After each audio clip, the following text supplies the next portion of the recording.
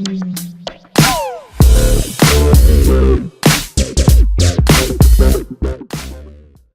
with Judge Family Chiropractic, and you are watching Tea Time. We have an extremely special guest here. This is one of my most favorite people that we have in our network. This is Dr. Rosie Main. What's up, Rosie? Hi, Kalie. This is my perfect tea buddy. I love you. I just love you, Kalie, so much. Hey, by the way, thank you for just all your prayer and stuff. I know that I've been having a rough time, and you really helped me pull through. So thank you. Love you. You're welcome. Love you too, girl. So Dr. Rosie, you're coming to us all the way from the boonies. No, it's the best place. We don't want anybody to know where it is because it's cool, and we don't want people moving here. Because you can't get there from Chicago, right? No. Like there's no flights into Boise, Idaho. It's beautiful. No flights. Yes. You gotta get there by boat, and you gotta walk. I'm glad that you were able to join. I just kind of threw you into this this morning, but I know that this past Saturday you actually just did an amazing Cancer Killers program with your community, with your patients, with their family, with their friends, and with people that are just roaming around Boise also. So I want to just kind of parlay off of that. I want to interview you some questions. I love, so you've got 2 twin boys. You've got an incredible husband, and you guys just live this 5 essential max living lifestyle that is just, from what it seems from the outside, is incredible as far as the effort that you put into making yourself healthy. So you want to just kind of overview what your life looks like, what like daily choices are for you. If it's difficult, if it's not difficult, we'll kind of just start from there, and then I'll start asking some questions. Yeah, Kalie, it's never perfect, of course. It's always just doing the best we can with what we've got. But definitely one of those things that I was anchored when I got back from Texas. For many of you that don't know, my sister just passed on. I lost my mom prematurely, and now my sister through disease, everything, not only just cancer, but diabetes, high blood pressure, all these issues with most people that are experiencing health issues come from our lifestyle. And when it came to coming back after her funeral, I was just anchored. I knew I had to come back and just pour into people truth when it comes to their health, because unfortunately, people are not living to their potential. And it saddens me when people are dying prematurely, just like my sister. She was only 47. So definitely one of those things that my husband and I have committed to when it comes to our household, to do the best we can to find areas of what we can do to improve on. And every year it's awesome to see how it just gets better, because the truth is, as many of you know, your environment and your choices determine your health. And we talked a lot about, it's not about your genes. Many times people think, well, I don't have cancer. I actually had a patient who didn't want to stay for the class because she says, well, I don't have cancer. And, the truth is you don't wait till disease shows up on your doorstep. You do something immediately. You do something to avoid the disease in the first place. And so many times we just don't know where to start. And if I were to suggest anything, and I think this is where we started with the Cancer Killer Talk, is it starts with your soul. I know that Kalie knows my heart, and emotional traumas, bitterness, unforgiveness, anger bring rottenness to the bones, and that's just biblical. And we know that in our office, that's where we start, is that alignment that's vertical. And it's that alignment of knowing, that you are loved and you're loved by Jesus. And so that's where, but sometimes we hold on to those emotional past hurts. I know that we have to deal with, because it's what brings cancer. And so that's where I want to start, Kalie, if you don't mind, because that's the biggest key thing. We can put all the right nutrients, we can exercise, we can get adjusted. everything. I mean, the philosophy that we talk about is they're all great things and they're vital things, but yet when it comes to your human spirit, is guard your spirit. Know that, you have to let go of those things that are interfering emotionally with your health. And so just word of just advice. I know that I myself have been through a lot of, even me, I had to do some what's called theophostic healing. Past hurts. I was sexually abused, and twice. If I had not let go of that, just bitterness and I probably have cancer by now. So thankfully, I learned this, a long time ago, and have let go of that. But it's a ongoing thing. You don't ever stop trying to get better and let go of those things that sometimes subconsciously we don't even know that are going on in our thoughts. Yeah, I think that we just don't, like you just said, like we just don't realize how heavy our thoughts, when we talk about in chiropractic, we talk about thoughts, traumas, and toxins. And I think that we pass over the thoughts part of it far too quickly, because that stuff gets anchored into your soul. And, we do a prayer call every Tuesday morning. I led that this morning, and I'm not going to go into what I talked about, but, this past weekend I had a couple of things that I had to confront, because I knew that I was harboring some anger, some unforgiveness, and some things that I know that I need to be healed of. And I tell you what, as soon as that moment was over with, like I said this morning on the call, it created a space for healing, and I could literally, physically feel that happening. Not necessarily the healing happening, but I could feel this openness happen. And so, just to imagine that if I were to go through life the next 20 years, even 5 years or 2 years of harboring that stuff, then what's going to happen? Am I going to be building health, or am I going to be building disease? The answer is every single time you're building disease, because anytime you have any interference, whether it's physical, mental, or emotional, if you have interference in those areas, you're not healing. You're not living up to God's best for you. And that's ultimately what we want to do, is help people to live at God's best. You and I were chatting this morning and we're just saying that God has an amazing future for us. He's got a great plan, and there's even better things yet to come. And I think that people need to anchor into that, and regardless of what happened, even if it was the worst, most imaginable thing that I may not understand or I may not comprehend, because we're different people, right? We have had different things happen to us. However, you've still got to work through that. You can't just sweep it under the rug. You can't just pretend like it's gone, pretend like it's okay. God can't heal silence. You've got to voice that. You've got to use your voice to confront that, and that's when the healing happens, right?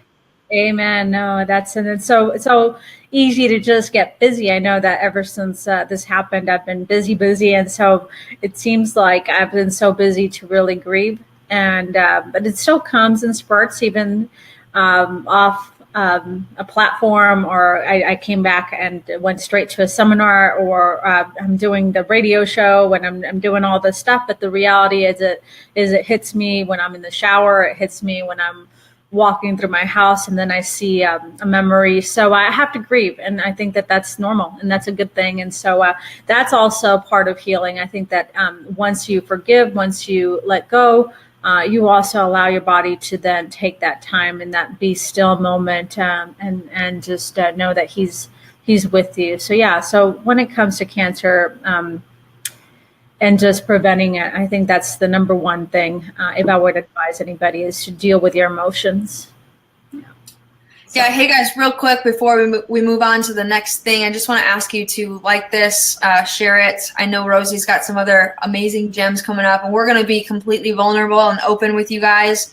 That's just who we are, because we know that when one of the things I love to say is that broken people break people, but healed people heal people. And there's been some brokenness in our lives that God has restored and healed us through. And we just want to help you get through those moments too. So that's what today is designed for. And one thing I want to just parlay off of what we were talking about is, you've got to be able to grieve, but what's important also is to have people in your corner. You opened up with this and you said, thank you for being here and praying for me and walking through this with me. I can thank you 1,000 times over for the things that you've done for me in the last 2.5 years or so. And so you've got to develop what I call a strong room, a group of people that will be there for you, whatever happens, whenever it happens, and are checking in on you, sending you text messages, calling you when times are tough. But you've got to develop that strong room, because those are the things that are going to help push you through. You can't get through this alone. God never intended for us to do life by ourselves. He intended for us to do life together. So really work on getting those people in your life that are the people that are going to help change your life. Now you've got some amazing little twin boys, and they're homeschooled, and a lot of their school is like in a Jeep climbing rocks, and that's how life happens, which I think is so cool. But can you just, for those, there's a lot of moms and dads out there watching, maybe even grandmas and grandpas, people that are in charge of kids, that how do I get my kids to live this way? How do I get them to be okay with eating this? How do I get them to want to exercise and be active? I saw you posted a picture of your boys playing video games, and they had to stand on the wobble disc in order to be able to play, which I was like, that's genius. Who doesn't think of that before, right? Because everybody else is like crunched up in these like tiny little chairs and a ball. So just kind of like lay into how you're proactively teaching your kids to live this cancer-free lifestyle. It's our culture. I think that the beautiful thing with my family is that we didn't have to redo things. We already knew this knowledge way before we had kids. So that's where I do want to say it's difficult whenever you've had exposure to McDonald's, you've had exposure to Halloween candy. It's different whenever you raise your kids from the very beginning with the principle of above, down, inside out, and knowing that all our job as parents is to teach our kids to live for the potential that God has for them. So from the very beginning, I mean, they were given to me. They're a gift. So I'm going to tell you that these kids were a gift because I prayed for them. I'm going to just summarize this, but we weren't able to have kids for about 8 years. Everybody kept telling us, why don't you try hormones and all this stuff? But long story short, we ended up, I put it on a journal. I'm like, God, I'm going to let go of this desire of wanting kids. I put it on a journal. When you're ready to give me kids, I want twins. I like envision them. I said, I want twins. I want them boys. And lo and behold, I got pregnant about a year later. And had no clue there were twins because we were doing the midwife thing. And so until the day that they came premature, my water broke during a vaccine talk, and it was beautiful. I didn't want them to be born in a hospital, but at that point they had to. And I remember the man doing ultrasound. He said, baby A, baby B. And I'm like, what? And so, so from the very beginning, it was a struggle because we had to know that we wanted to protect them. So, as far as the hospital was concerned, they wanted to inject them with vaccines and do surgeries because they weren't completely formed yet. So, from the very beginning, we said, we're going to guard their spirits. We're going to guard their bodies, do the best we can to just minimize interference. Not that we can have control over everything, but, said what would be the perfect environment, but an incubator where they're together, just like they were in my womb.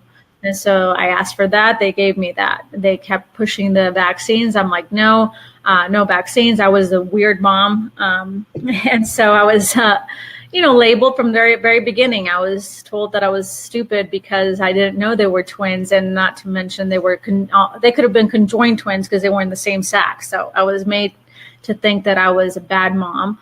But I just stuck with what I knew. And then from there, my husband would bring breast milk to them. So ever since they were kids, babies, they've been given the best that we could provide.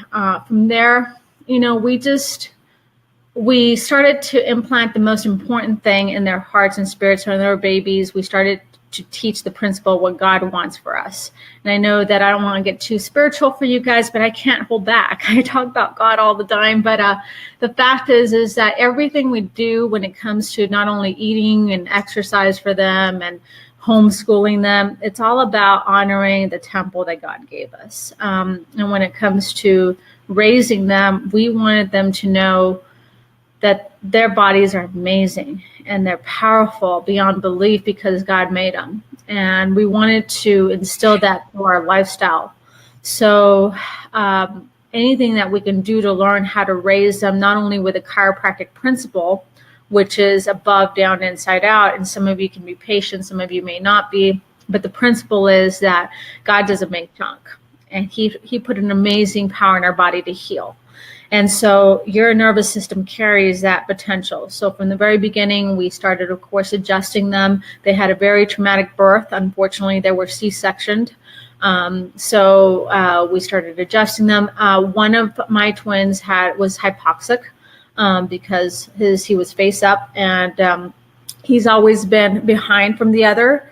So we knew initially when one started to crawl and the other one took about a year later, that we were going to have to do a lot of work to instill whatever we can for their health, to maximize their health. So from the beginning, we started to do a lot of neurological exercises and work as babies, cross crawl activities, kind of like you talked about the wobble disc. Why do we have them stand on that? We're always maximizing their potential through neurology. And so that's not only through adjustments, but the exercises we do, it's all about maximizing their cerebellar activity, or the cerebellum feeds the brain. So we're either doing some kind of exercises for their eyes, because your eyes has to do a lot with your brain health. So we do vision exercises. When it comes to their nutrition, everything to maximize the brain through, good quality fats. So from the very beginning, their first food after breast milk was avocados. They sucked on avocados through this little squeegee thing. From the very beginning, they were having just fat as their main source of fuel. So they were ketogenic even before we started talking about ketogenic. So, it was beautiful to watch that little by little, these kids, every principle, whether it be nutrition, whether it be exercise, whether it be just their spirit, we've read to them since they were in the womb.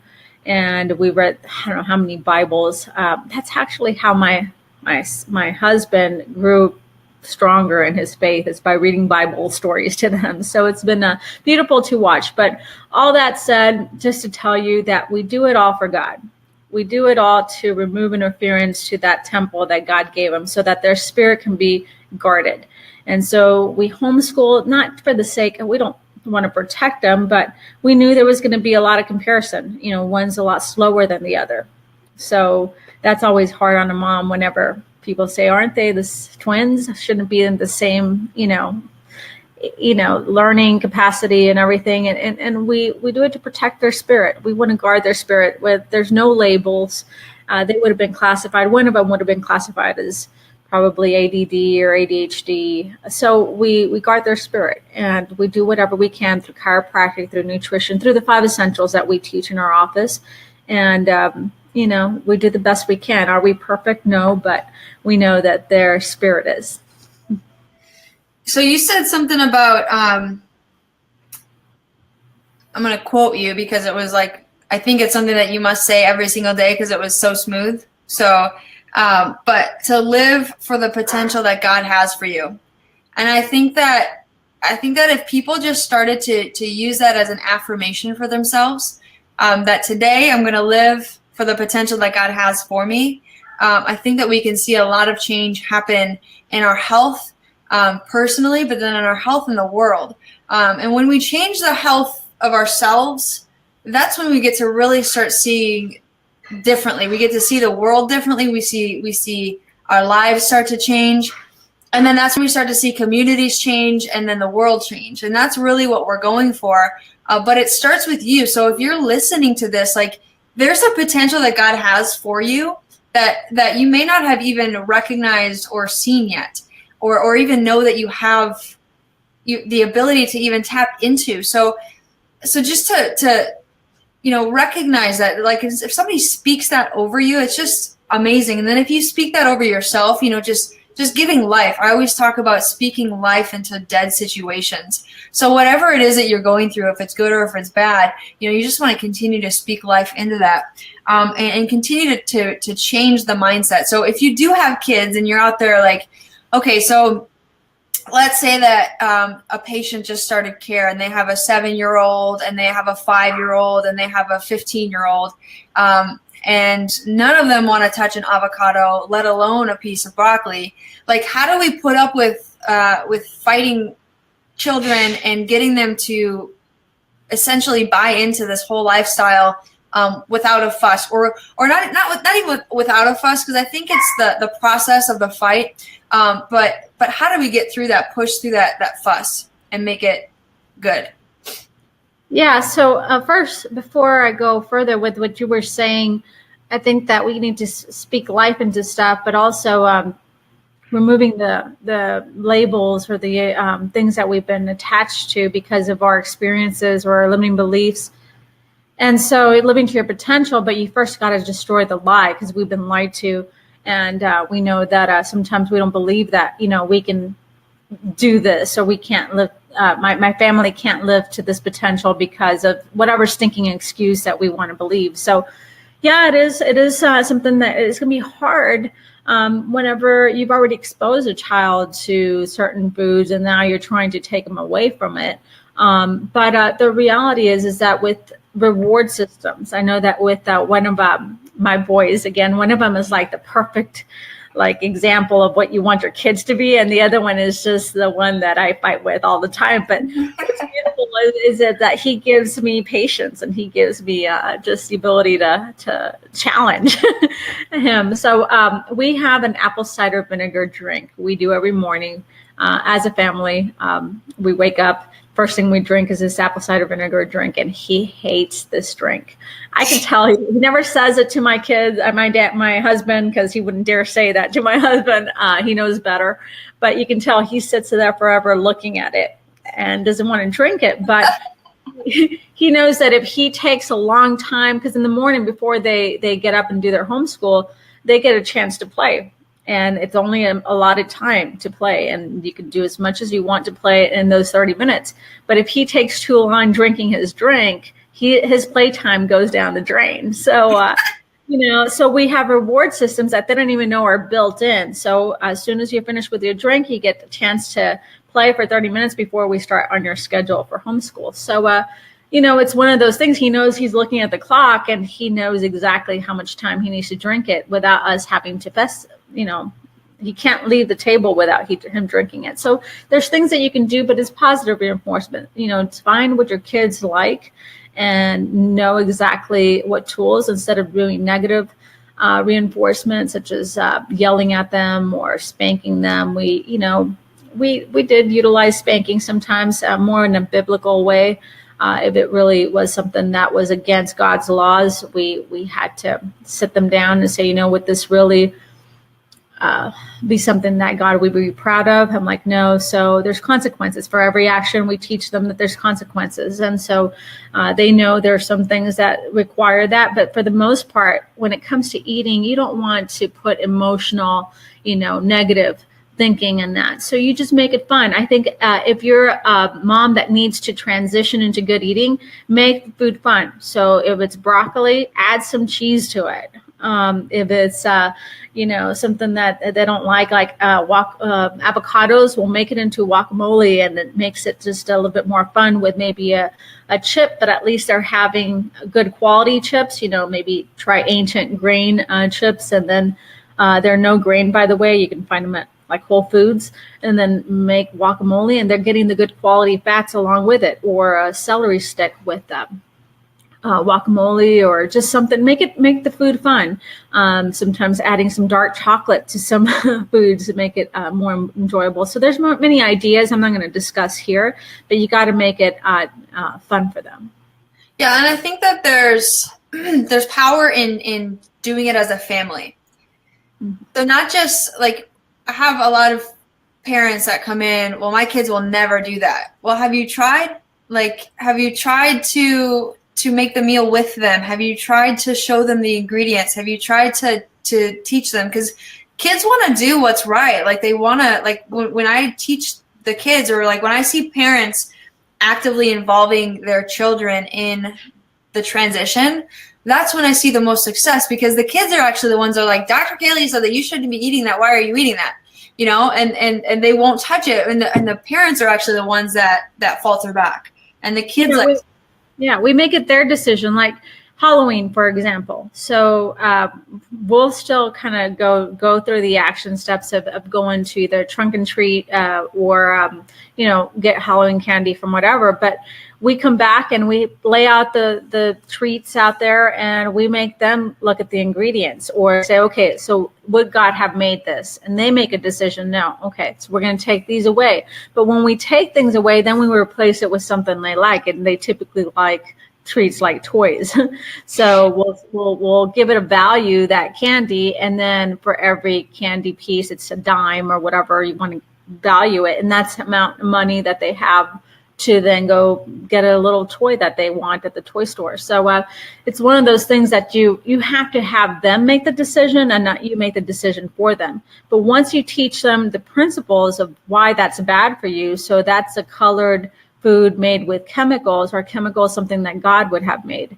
No. So then is it good or bad for you? And then they answer no. So would you want to put that in your body? No, and they just don't want it now. It's not me fighting them, it's them making that decision. So we're teaching them to become decision makers, where you're not getting told what to do, but you make that decision. The consequences with that. And they tried an M&M one time, and they're like, oh, that's nasty, because they know what, good and bad is. Yeah. Exactly. Like, once you have the good stuff, it's hard to go back. Sometimes I'm like, oh, I want to try that because I used to love that as a kid. And then I try it. I'm like, oh my gosh, why would I even try this? You know what I mean? It's gross. But yeah, so this is huge. I think, and obviously today is Halloween. So if you're watching this later, you missed the boat on being able to switch the candy out. But we talked about this last week. We've had patients that have, they call it the switch witch, where they take all the kids can keep 5 pieces of candy, and they give them a toy if they give them the rest of the candy, or they take it all and they bring it to the homeless shelter or to somebody that would benefit, not necessarily benefit from it, because obviously nobody benefits from it, but it's a gift.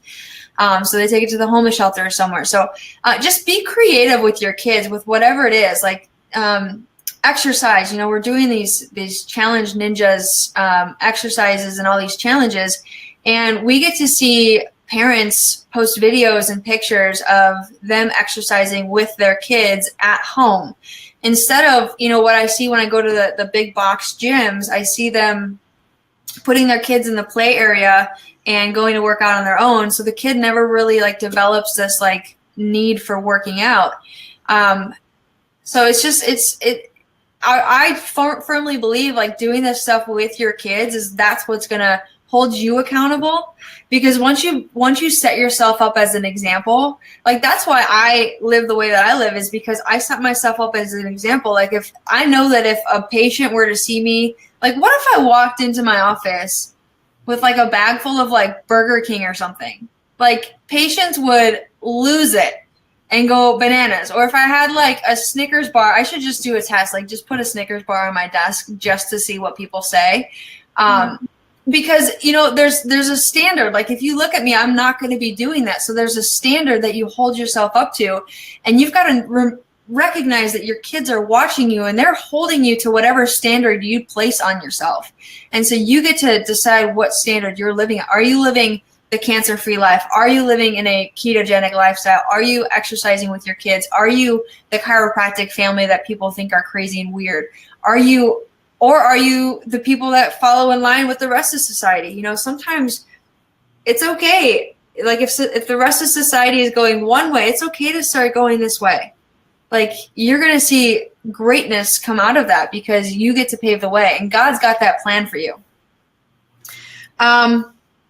Is there anything else you want to add as far as just some main cancer killers that you love? I know you love turmeric and you always make some shakes and some dressings with that, but we've kind of talked about some ingredients and things like that. But is there anything that you specifically do in your weekly regimen or monthly or daily that is designed to make sure that you are not building cancer, and if there is cancer, that you're fighting it and killing it off? Is there anything specific you want to just kind of close up with here? Yeah, life is, determined in the moment of decision. I think you have to make a decision first that this is, going to be a change you're going to make for the long haul. It's not just a fad. It's not during just this season.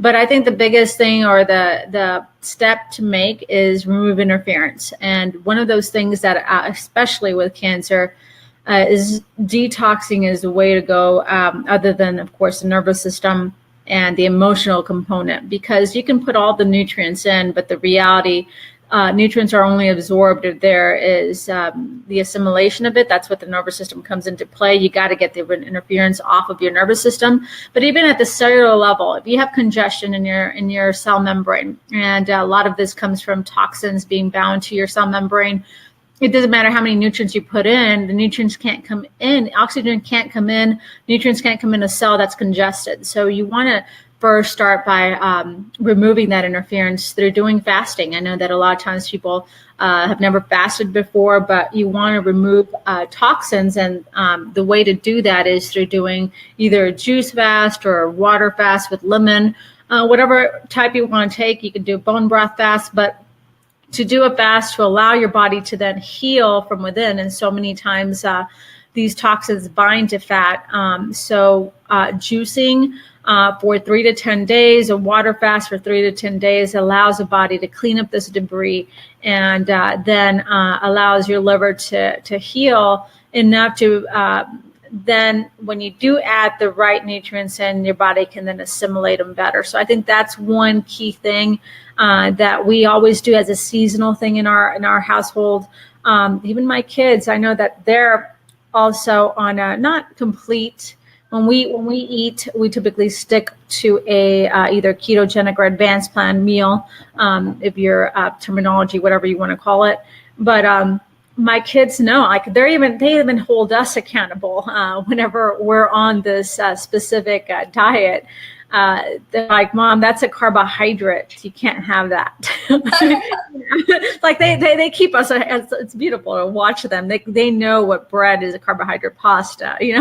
They actually have been taught what they need to steer away from. So it's nice to do it with your family. But I think even having your kids juice, they don't have to do a juice fast per se, but they can still have the juice to allow their bodies to get the proper nutrients. So just do it as a family, as Kalie says, implement these lifestyle changes so that whatever you teach them, not only emotionally and spiritually, but also physically and nutritionally, they will take on as a lifestyle as they get older. And so that's my key thing. So awesome.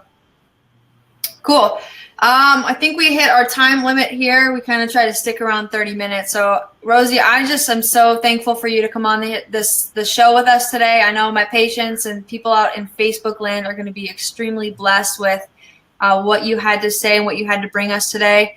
So we'll probably have you back on at some point again, but I appreciate you taking the time out today and to just be here with us and spread your knowledge. Again, I'm going to leave you guys with a couple things. Live for the potential that God has for you. I think that is just amazing.